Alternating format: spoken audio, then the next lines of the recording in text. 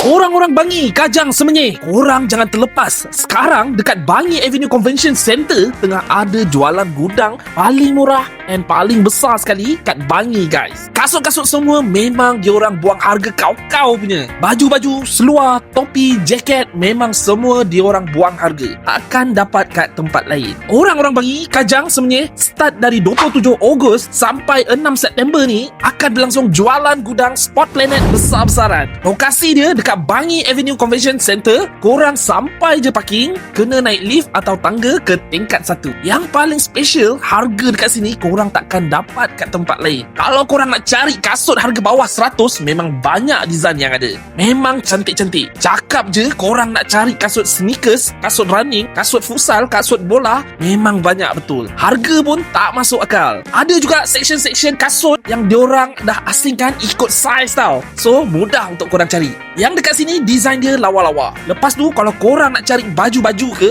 jersey dia memang murah-murah. Dia punya design pun cantik-cantik. Kalau korang nak cari seluar-seluar pun ada. Dia punya jaket-jaket design memang lawa-lawa. Harga bawah 100, bawah 200 pun ada. Topi-topi ada, bag-bag lawa-lawa macam gini pun ada. Peralatan sukan tak payah cakap lah. Korang nak bola ke, korang nak raket ke, barang-barang pickleball pun ada. So guys, korang boleh ajak family, ajak kawan-kawan korang datang shopping kat sini. Event ni kejap je. Start daripada 27 Ogos sampai 6 September ni dekat Bangi Avenue Convention Center. Jangan lupa share video ni kat geng korang and follow aku untuk konten-konten padu lagi.